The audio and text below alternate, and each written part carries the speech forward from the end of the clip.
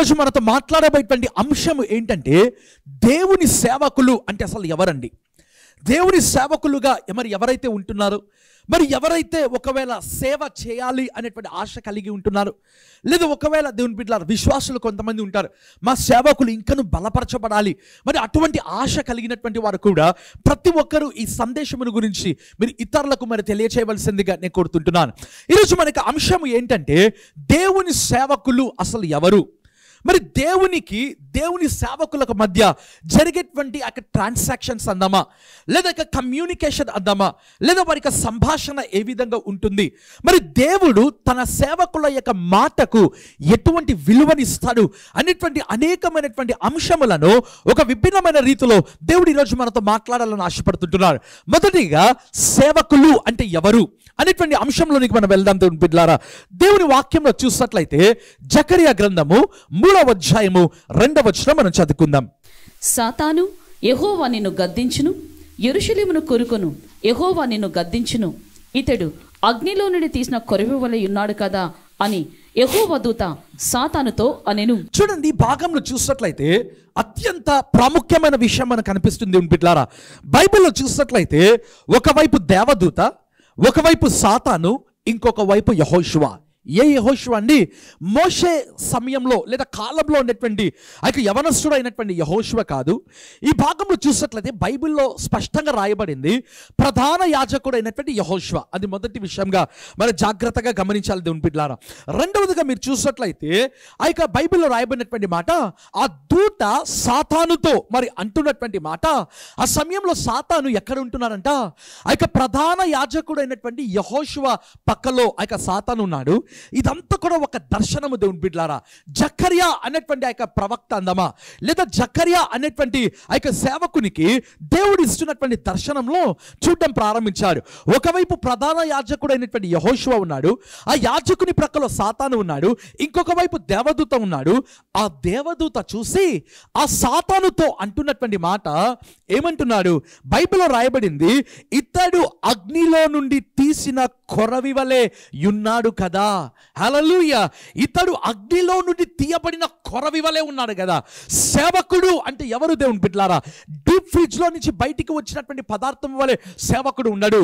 లేదా ఏదో చల్లగా ఒకవేళ దేవుని బిడ్డలారా ఒక ఫ్రిడ్జ్ లో నుంచి ఒక వస్తువును మనం తీస్తే, లేదా ఒక ఆహార పదార్థమును తీస్తే ఏ విధంగా ఉంటుందండి? సేవకుడు ఆ విధంగా ఉండడంట దేవుని బిడ్డలారా. బైబిల్ స్పష్టంగా చెప్తుంది, ఇతడు అగ్నిలో నుండి తీయబడిన కొర్రవి వలె ఇతడు ఉంటున్నాడు కదా. Isn't not he that plucked out of the fire? అగ్నిలో నుండి తీయబడిన కొర్రవి వలె ఇతడు ఉన్నాడు కదా. ఒక సేవకునికి దేవుడు పెట్టినటువంటి పేరు దేవుని బిడ్డలారా. సేవకులుగా ఉండడము ఎంత ఆధిక్యత! ప్రతి ఒక్కరు కాదండి, ప్రతి ఒక్క సేవకుడు కాదు దేవుని బిడ్డలారా. కొరవి అంటే ఏంటంటే అర్థము? ఇంగ్లీష్లో ఒకవేళ మీరు చూసినట్లయితే హాట్ ఐరన్ అంటారు దేవుని బిడ్డలారా, లేదా కొన్ని బైబిల్స్లో బ్రాండ్ అంటారండి, అంటే కొరవి లేదా హాట్ ఐరన్ అంటారు. పాత రోజులలో ఒకవేళ మీరు చూసినట్లయితే హాట్ ఐరన్ని లేదా కొరవిని దేనికి వాడేటువంటి వారంటే, అనేక మంది పశువుల కాపర్లు ఉంటారండి, అవునా? ఎవరిది ఏ పశువు అని చెప్పాలి కదండి. సో పశువుల కాపర్లు ఏం చేస్తారంటే, తమ పశువుల మీద లేదా జంతువుల మీద ఫలాని చోట హాట్ ఐరన్తో గుర్తు వేస్తారు దేవుని బిడ్డలారా.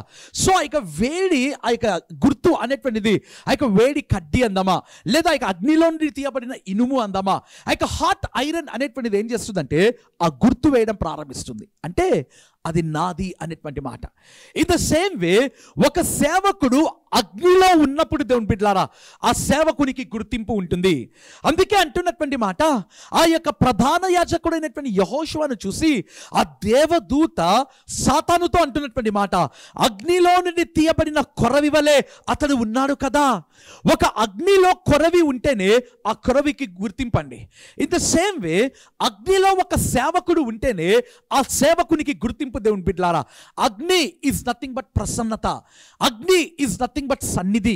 అగ్ని అంటే అర్థం ఏంటంటే దేవుని యొక్క సన్నిధి. ప్రియమైన వాళ్ళరా, అగ్ని అంటే అర్థం ఏంటంటే it is nothing but the presence of God. అది దేవుని యొక్క సన్నిధి అండి. ఏ సేవకుడైతే దేవుని సన్నిధిలో ఉంటాడో ఆ సేవకునికి ఘనత, ఆ సేవకునికి ఒక గుర్తింపు, ఆ సేవకునికి ప్రియమైనటువంటి వాళ్ళరా గుర్తింపు అంటే మనుషులు ఇచ్చే గుర్తింపు కాదండి. ఇక్కడ చూసినట్లయితే అంటున్నటువంటి మాట, ఆత్మ ప్రపంచంలో దేవుని బిడ్డలారా, ప్రాబబ్లీ ఆ దర్శనంలో ఒకవేళ ఏ స్థలంలో ఈ సంఘటన జరిగిందో మనకైతే తెలియదు. బైబిల్లో చూసినట్లయితే angels are recognizing the servant of God, or even Satan recognizing the servant of God. ప్రియమైనటువంటి వాళ్ళరా, దేవదూత యొక్క సేవకుని గుర్తిస్తున్నాడు. మనుషుల యొక్క గుర్తింపును దేవుడు ఎప్పుడు చూడాలి దేవుని బిడ్డలారా. చాలా మంది సేవకులను నేను చూస్తూ ఉంటానండి, అనేక మంది సేవకులతో నేను తిరుగుతుంటాను కాబట్టి అనేక మంది సేవకులను నేను చూస్తుంటాను దేవుని బిడ్డలారా. మానవులుగా లేదా విశ్వాసులు కొంతమంది సేవకులను మరి చూసినట్లయితే వారికి ఉన్నటువంటి పాపులారిటీని బట్టి కావచ్చు, లేదా వారికి ఉన్నటువంటి డబ్బుని బట్టి కావచ్చు, చాలా మంది విశ్వాసులు ఈ మధ్య ఏ విధంగా తయారయ్యారంటే ఆ సేవకుడు వాడేటువంటి కార్ని బట్టి కూడా ఆ సేవకుడికి గుర్తింపు ఇస్తారండి. ఆ సేవకుడు వేసుకునేటువంటి వస్త్రములను బట్టి కూడా ఆ సేవకుడికి గుర్తింపు ఇస్తారు. కానీ ఆ సేవకుడు నిజముగా మండుచున్నటువంటి కొరవి వలె ఉన్నాడా, ఆ సేవకుడు నిజంగా అగ్నిలో నుండి తీయబడినటువంటి మండుచున్న కొరవి వలె ఆ సేవకుడు ఉన్నాడా అని విశ్వాసులు గుర్తించలేని స్థితిలో ఈరోజు ఉన్నారు దేవుని బిడ్డలారా. దేవుని వాక్యంలో మరి చూసినట్లయితే అగ్నిలో నుండి తీయబడిన కొరవి అది ఒక సూచన అండి. దేవుని వాక్యంలో చూసినట్లయితే లూకా సువార్త 1వ అధ్యాయము 19వ వచనం మనం చూసుకుందాం. దూత నిన్ను దేవుని సముఖమందు నిలుచు గబ్రియేలును నీతో మాట్లాడుటకును ఈ సువర్తమానం నీకు తెలుపుటకును పంపబడితే. చూడండి, ఈ భాగంలో చూసినట్లయితే గబ్రియేలు అనేటువంటి దూత కనిపిస్తున్నాడు. అవునా?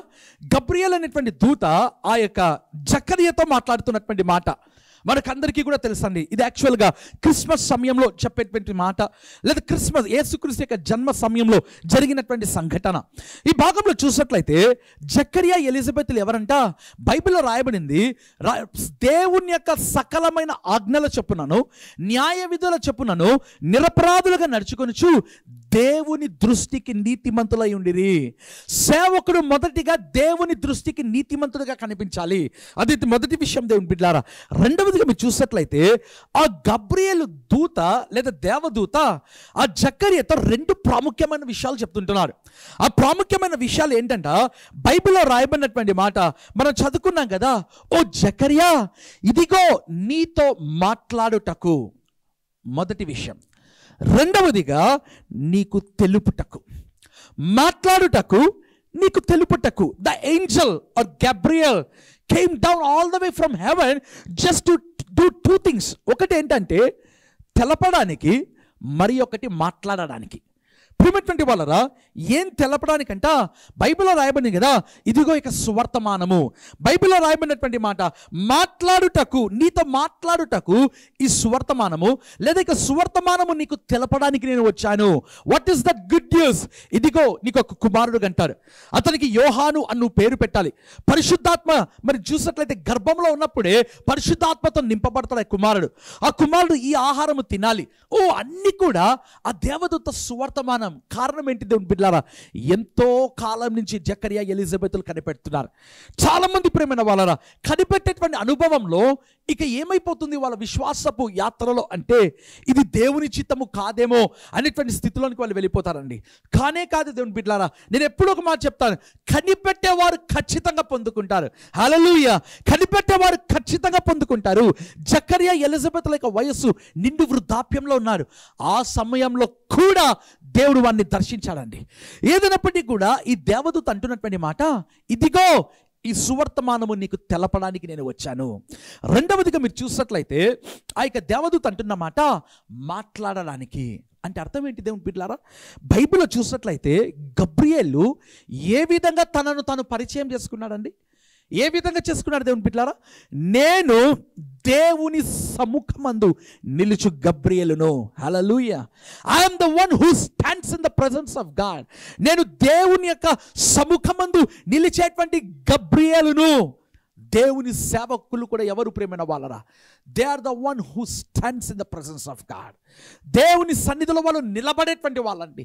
దేవుని సన్నిధిలో కూర్చొని మాట్లాడేటువంటి వారు కాదు, లేదా దేవుని సన్నిధిలో కూర్చొని ఒకవేళ మొబైల్ పట్టుకొని వీడియోస్ చూసేటువంటి వాళ్ళు కాదు. Who are the servants of God. దేవుని సేవకులు అంటే ఎవరంటే బైబిల్లో రాయబడినటువంటి మాట, బైబిల్ చూసినట్లయితే దేవుడంట తన సేవకులను అగ్ని జ్వాలలుగాను చూసేటువంటి వాడు అంటండి. హల్లెలూయా! దేవుని సేవకులు ఇస్ నథింగ్ బట్ అగ్ని జ్వాలలు. అదే రీతిగా ఆయన సముఖమందు దేవదూత కూడా మాట్లాడాలి అంటే మొదటగా సముఖమందే నిలబడాలండి. హల్లెలూయా. దేవదూత ఏదైనా చెప్పాలి అన్నా తానంతకు తాను వచ్చి చెప్పడానికి లేదు. The angel has to get information from the presence of God, or only can get information in the presence of God. దేవుని యొక్క సముఖమందు మాత్రమే దేవదూత ఆ సందేశమును తీసుకున్నాడు. దేవుని వాక్యంలో చూసినట్లయితే మరలా ఈ భాగం చదువుకుందామా? లూకా 1:19. దూత, నేను దేవుని సముఖమందు నిలుచు గబ్రియేలును, నీతో మాట్లాడుటకును ఈ సువర్తమానం నీకు తెలుపుటకును పంపబడితిని. చూడండి, నీకు తెలుపడానికి నేను పంపబడి తిని సువర్తమానం ఇచ్చేశాడు దేవదూత గబ్రియేలు. ఏంటి? అబౌట్ జాన్ ద బాప్టిస్ట్ పంపించే యోహాను గురించి. ఓకే, అయితే రెండవదిగా చూసినట్లయితే మాట్లాడుటకు అండి. తెలపడం వేరు, మాట్లాడటం వేరు. మాట్లాడటము అంటే అర్థం ఏంటంటే మొదట ఆ దేవదూత సిద్ధపడాలి. అవునా?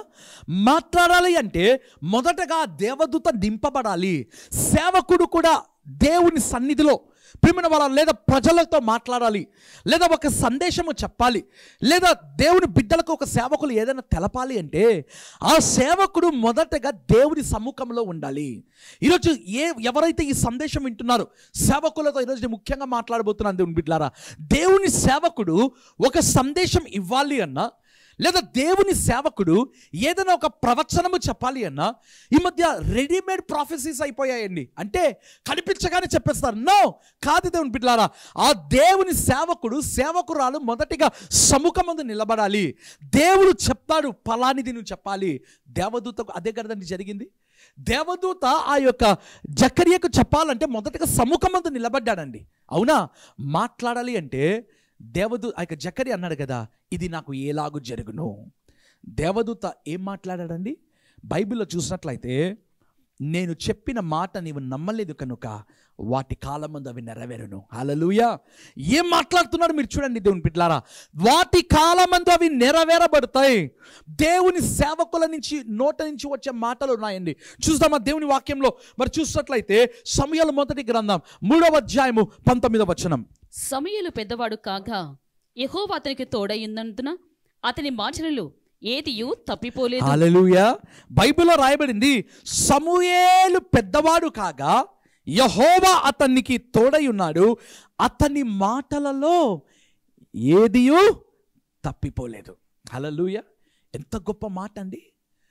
సమూయేలు చెప్పిన మాటలలో ఏది తప్పిపోలేదంటండి. ఇంగ్లీష్ బైబిల్లో ఈ మాట నాకు చాలా ఇష్టం అండి. ఏమని ఉంటుందంటే, God will never allow the word spoken by the servant to fall on the ground.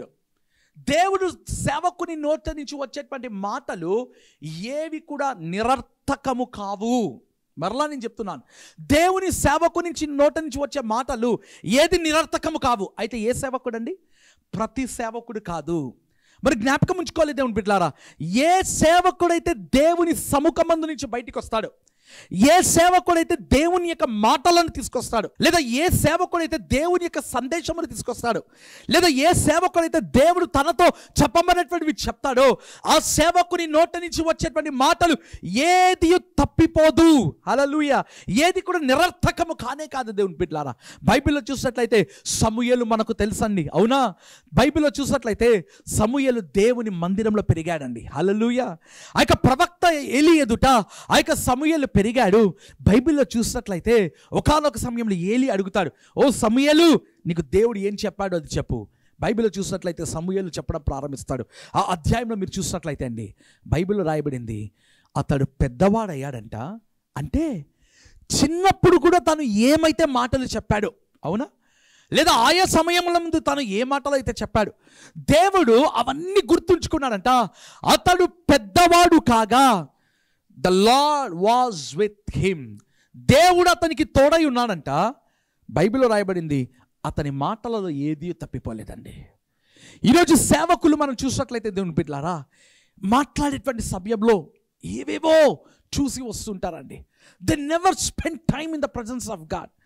దేవుని సన్నిధిలో గడపడం కంటే ఒకవేళ కంప్యూటర్ దగ్గర, దేవుని సన్నిధిలో గడపడం కంటే ఒకవేళ మొబైల్ దగ్గర, దేవుని సన్నిధిలో నుంచి ఆ సందేశము తెచ్చుకోవడం కంటే ఎక్కడో చూసి దేవుని బిడ్డలారా ఫలాని వెబ్సైట్లో చూసి సందేశం చెప్పేటువంటి వాళ్ళు ఎంతమంది ఉన్నారండి. అయితే బైబిల్లో చూసినట్లయితే సమూయేలు అంట తాను చెప్పిన మాటలలో ఏది తప్పిపోలేదంట అండి. Why? He brought everything out of the presence of God. దేవుని సన్నిధిలో నుంచే అతను బయటికి తీసుకొని వచ్చానండి. దేవుని వాక్యంలో చూసినట్లయితే న్యాయాధిపతులు 15వ అధ్యాయం 8వ వచనం. తొడలతో తుంట్లను విరగొట్టి వాని బహుగా హతము చేసెను. అటు పిమ్మట వెళ్ళి ఏతాము బండసందులో నివసించెను. చాలండి. ఈ భాగంలో మరి చూసినట్లయితే చక్కటి మాట సంసోను గురించి దేవుని బిడ్డలారా. ఏతాము బండ సందులో అతడు నివసించడం ప్రారంభించాడంట. హల్లెలూయా. ఏతాను బండ సందులో సంసోను నివసించడం ప్రారంభించాడంట. ఓకే, బైబిల్లో చూసినట్లయితే సంసోను తిమ్నాతుకు వెళ్తుంటాడు. అక్కడి నుంచి మీరు చూసినట్లయితే ఫిలిస్తీన్ల ప్రాంతంకి వెళ్ళిపోతాడు. అక్కడ ఒక అమ్మాయిని చూసి వివాహం చేసుకోవాలనుకుంటాడు. తిరిగి తన ప్రాంతంకు వచ్చేస్తాడు.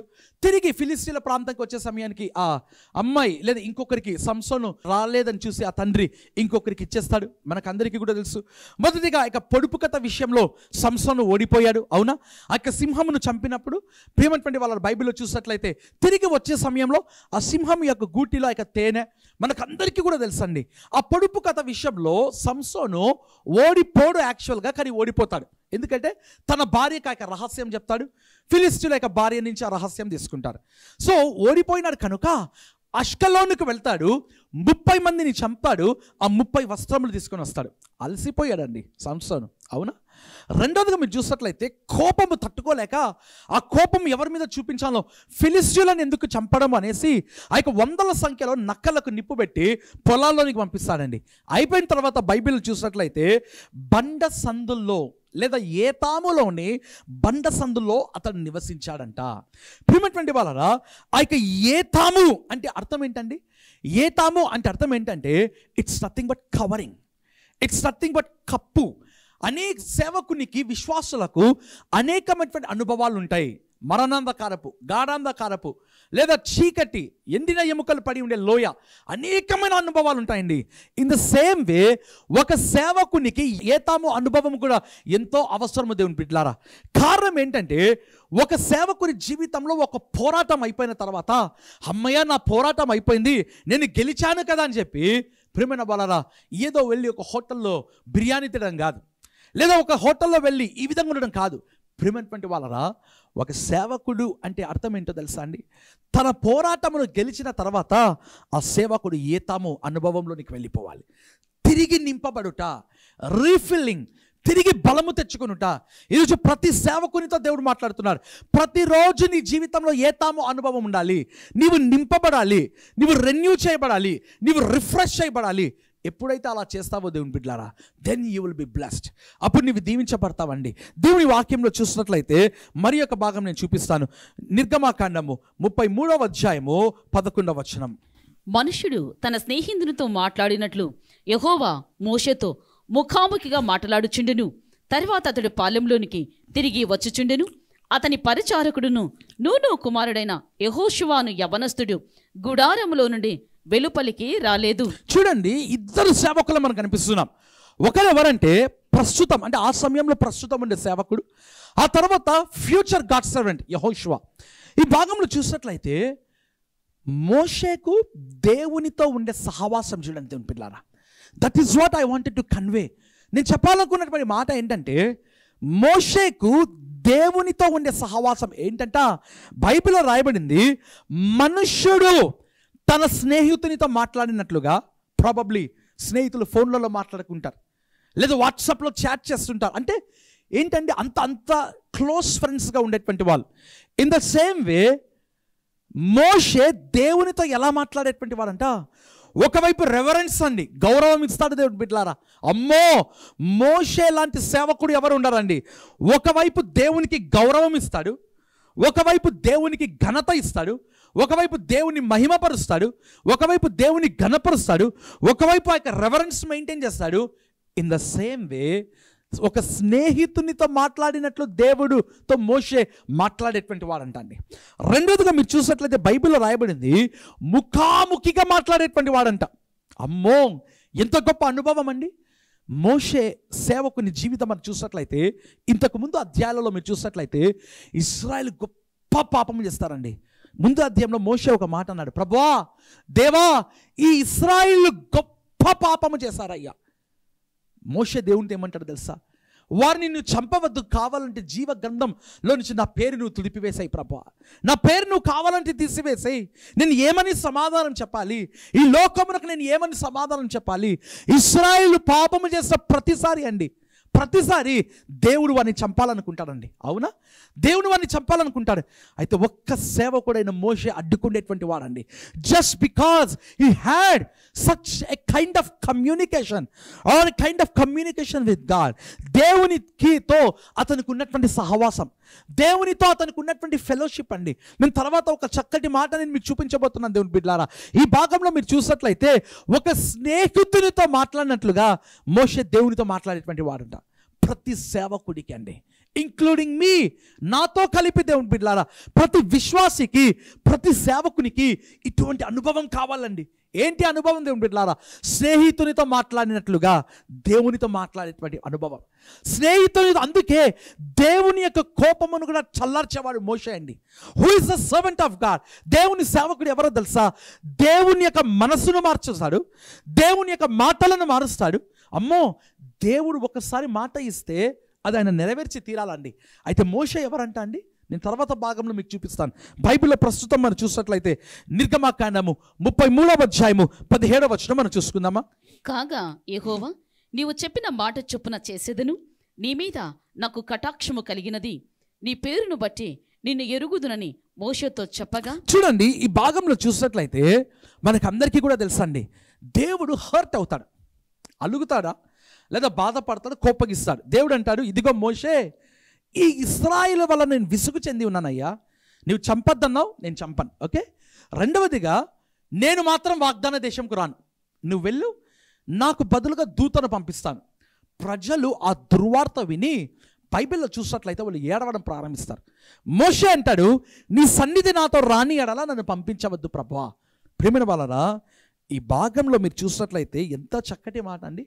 దేవుడు అన్నాడంట, నీవు చెప్పిన మాట చొప్పున నేను చేస్తాను. హల్లెలూయా. ఒక మోషే మాటకు దేవుడిచ్చిన విలువ అది. మోషే లాంటి సేవకుని యొక్క మాటకు దేవుడు ఇచ్చిన విలువ. ప్రియమైన వాళ్ళరా, ఏంటండి? దేవుని మాట చొప్పున మనము చేయాలనా, మన మాట చొప్పున దేవుడు చేయాలనా? ఒక ప్రశ్న అండి. ఇక్కడ చూసినట్లయితే దేవుడు మోషేతో అంటున్నాడు, నీవు చెప్పిన మాట చొప్పున నేను చేస్తాను మోషే. ఎన్నిసార్లు అండి ఆ మాట? ఎన్నిసార్లు మోషే చెప్పిన మాటలను దేవుడు చేస్తాడండి? దేవుడు ఏదైతే చేయాలనుకుంటాడో దేవుని యొక్క క్రియలో ఉందామా, దేవుని యొక్క మాటలకు మోషే అడ్డుపడతాడండి అనేక సందర్భాలలో. ఇంకా మరీ దేవుడు విసుగు చెందితే చెప్ప అనేక సందర్భాలలో మీరు చూసినట్లయితే వాళ్ళు పాపం చేసినప్పుడు మోషే వెళ్ళి అడ్డుకుంటాడండి. ఎక్కడ దేవుని ఉగ్రత వారి మీదకి వస్తుందో, దేవుడు రాను అన్నప్పుడు రాను అని తీర్మానం చేసుకుంటాడు. నేను ఇదిగో నేను మనం చంపుతానని మాట చెప్పేస్తాడండి. But still Moses is the servant of God who could turn the heart or the mind of God. దేవుని యొక్క మనసును, దేవుని యొక్క హృదయమును, దేవుని యొక్క తలంపులను మార్చగలిగినటువంటి సేవకుడు మోషే. వై? కారణం ఏంటి దేవుని బిడ్డలారా? Just because the fellowship he had with God, or just because the communication or the presence of God. దేవుని సముఖములో ముఖాముఖిగా స్నేహితుని వలె అతడు మాట్లాడేవాడంటండి. హల్లెలూయా. దేవుని సేవకులను గురించి ఈరోజు నేను మీతో మాట్లాడాను దేవుని బిడ్డలారా. ఒక చిన్న సందేశం ద్వారా దేవుడు ఈరోజు మనతో మాట్లాడాడు. మొదటిగా మనం చూసినట్లయితే ఎవరంట అండి? సేవకులు అగ్నిలో నుండి తీయబడిన కొరవి వలె అంట అండి. రెండవదిగా సేవకులు ఎవరంట? దేవుని సముఖమందు బైబిల్లో చూసినట్లయితే కీర్తన 134:1 యెహోవా సేవకులారా, యెహోవా మందిరములో రాత్రి నిలుచుండు వారలారా, మీరందరూ యెహోవాను సన్నుతించండి. సేవకులు అంటే దేవుని సన్నిధిలో చేతులు కట్టుకొని నిలబడేటువంటి వాళ్ళు దేవుని బిడ్డలారా. మూడవదిగా మనం చూసామండి, దేవుడంట సమూయేలు చెప్పిన మాటలు ఏది కూడా తప్పిపోలేదంట. సేవకుని నోటి నుంచి వచ్చే మాటలు తప్పిపోవండి. నాలుగవదిగా మనం చూసాము దేవుని బిడ్డలారా, సంసోను యొక్క ఏతామో అనుభవం. అక్కడ వెళ్ళాడు ఎందుకు? నిద్రపోవడానికి కాదండి, రీఫిల్, నింపబడ్డానికి. ఐదవదిగా మీరు చూసినట్లయితే మోషే దేవుని సముఖమందు మాట్లాడేటువంటి వాడు, ఒక స్నేహితునితో మాట్లాడినట్లు మాట్లాడేటువంటి వాడంట అండి. హల్లెలూయా, హల్లెలూయా. ఐదవదిగా చూసినట్లయితే మోషే చెప్పినట్లు దేవుడు చేసేవాడంట. వావ్, ఎంత గొప్ప మాట దేవుని బిడ్డలారా. ఈరోజు ప్రతి సేవకుడు యొక్క నోటి నుంచి వచ్చే మాట ప్రకారం దేవుడు చేస్తున్నాడా? If that's so, then you are a real servant of God. If that's so, then you are a real believer of God. ఒకవేళ అదే అయితే నీవు దేవుని సేవకునివి, నీవు దేవుని యొక్క విశ్వాసివి. ఈరోజు నా సందేశం అంతా ఒకటే, spend time in the presence of God. అటువంటి సహవాసం మనం కలిగి ఉండడం ప్రారంభిస్తాం. దేవుడి సందేశం ద్వారా మనతో మాట్లాడుతుండగా తలలు ఉంచినట్లయితే ప్రార్థన చేస్తానండి.